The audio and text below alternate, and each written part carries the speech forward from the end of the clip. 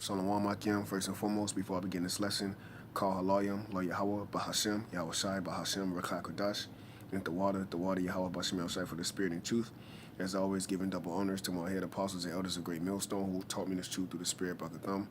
And as always, salutations to the Zakani wa Akim across the four corners of the earth. They're teaching this truth in sincerity, faith, and honesty. And Shalom Wahabatham, Lahabachayim, Shal Yasha Allah, which is peace and love to the elect of Yasha Allah, which consists of your so-called Negroes, Latinos, and Native American Indians. All right, I'm that fellow servant, Kwame Yasha Allah, back with another lesson through the Spirit, and I pray and hope this is edifying to the sincere Akim wa Akwath. All right, so pretty much I'm going to title this video around the words of Yahawashi had the sins of the world upon him, all right? Okay, and, you know, because pretty much to this day, all right, 2019, today is October the 1st, all right, and pretty much you have particular people here walking the planet Earth, all right, that believe that Hamashiach Yahawashi, who they ignorantly call Jesus Christ, or who's a so-called Negro, so-called black man, the line from the tribe of Judah, or Yehuda, in the Lashon Kodash, all right, they believe that Yahawashi, Hamashiach, died for the entire planet Earth, all right, and all these souls here on the earth. No, all right, when you go into that very world, it has different definitions, all right. He died for a particular nation of people within a nation, or nations within a nation of people, which the scriptures even refers to as a world. So matter of fact, let me get that real quick. This is Isaiah chapter 45, verse 17. But Israel shall be saved in Yahawashi Yahawashi. So that's another cut right there of who's going to be saved, all right, if he that endured to the end. The Israelites, man, they shall not be ashamed, Slakia, but Israel shall be saved in Yahawashi Yahawashi with an everlasting salvation. Ye shall not be ashamed nor confounded, world without end. That's right. So Israel, all right, is that world, all right, without end, meaning cosmos, a particular government or a particular nation of people, all right? So the scriptures refer to Israel as a world without an end. Why? Because the nation of Israel, as it is written, all right, we are the sands of the sea, but yet a remnant shall return, all right? So from there, okay, let's go to Isaiah, all right, chapter 53, okay? This is Isaiah chapter 53, and I'm going to start at verse 4, all right? And it reads, surely he have borne our griefs. And read that again. Surely he have borne our griefs and carried our sorrows. That's right. So Yahawashi Hamashiach, the Most High Yahweh put the Spirit on Yahawashi to bear our griefs and to carry our sorrows, man. That's why the cross of Yahawashi, all right, was the heaviest cross or the heaviest lot or the heaviest burden, all right, if you will, all right, to bear when it comes down to being sent on the planet Earth to be judged to the Heavenly Father, man. Because Yahawashi didn't only die for the sins of Israel, but he ultimately died for his sins when he was King Solomon as well, man, in reincarnation. So the Lord carried the sorrows of the whole nation of Israel, man. It said, yet we did esteem him stricken, smitten of the Most High, and afflicted. All right, but he was wounded for our transgressions, he was bruised for our iniquities. The chastisement of our peace was upon him, and with his stripes are we healed. Right, so Yahawashi was wounded because of our transgressions. And what is transgressions? Sin. Sin is transgression of the law, man. Okay? So he was bruised for our iniquities. And that's why when you go to the book of Hebrews, because the nation of Israel always needed a sacrifice. And that's why the Lord said obedience is better than sacrifice. Why? Because the obedience of the belief of Yahawashi is to be required, which the elect have attained it and the rest were blinded. Why? Because the stumbling stone, which is Yahawashi, was always a rock of offense to the nation of Israel, because they never believed on the Lord.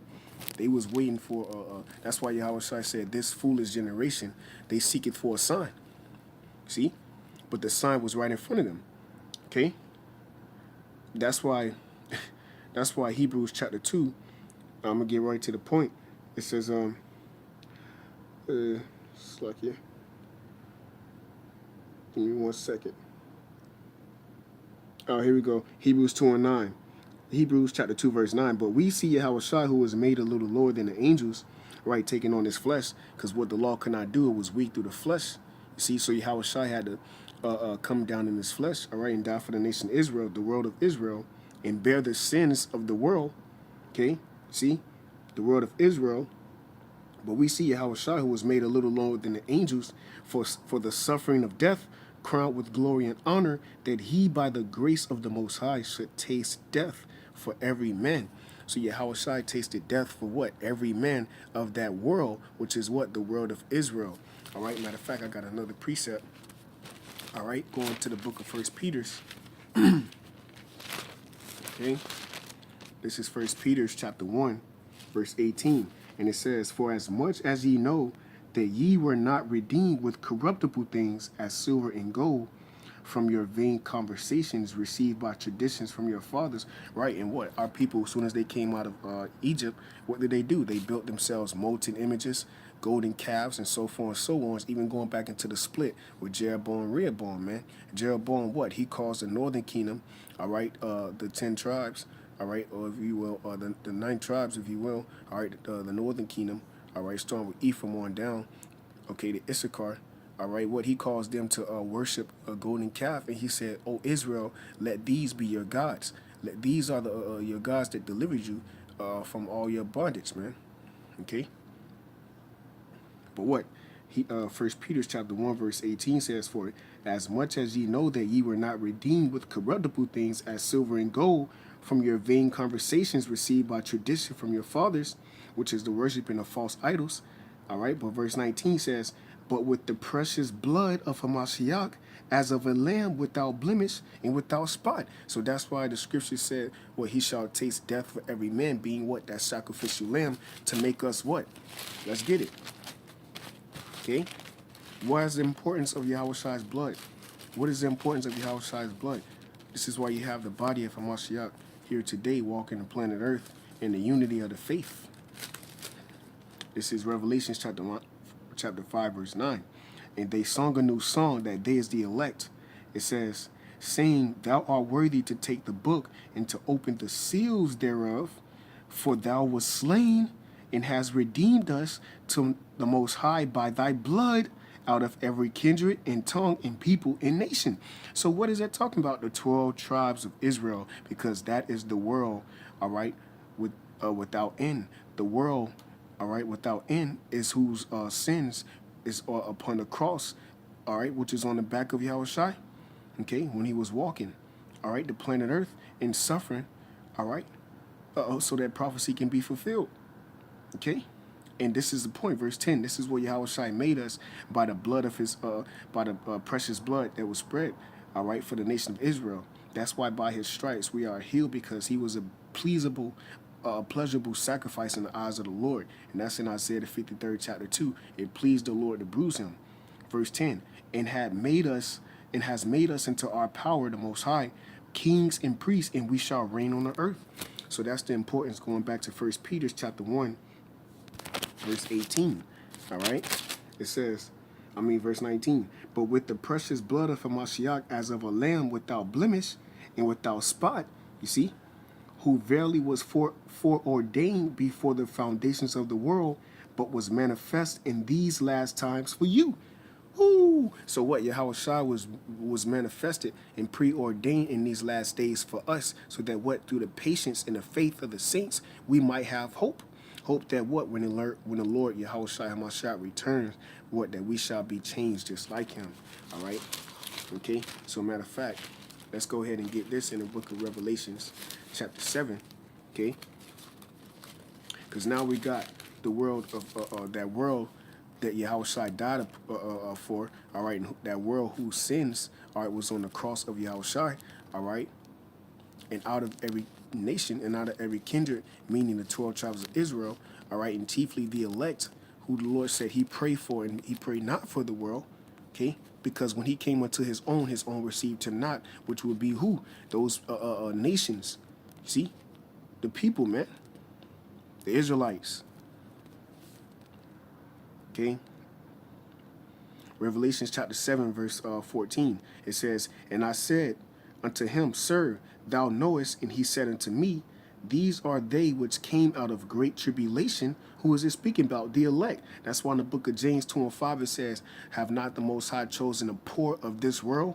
Poor because of what? Poor because we are not rich in the eyes of the people, nor successful, Going back into the two disciples that dropped their fishing poles and follow Yahawashi to suffer with him that they may be glorified together. Going back into the book of Romans, the 8th chapter, if we suffer with him, we shall be glorified with him. Okay? So this is the poverty. You see, this is the tribulations. These are the temptations that a man have to go to when it comes down to serving Yahawashi. So that's why it says, and I said unto him, Sir, thou knowest, and he said unto me, these are they which came out of great tribulations, and have washed their robes, where? And made them white in the blood of the Lamb. So once again, this is the importance of the blood of Yahawashi, all right, and why he had to bear. He was the only one that can bear the sins of the world. See?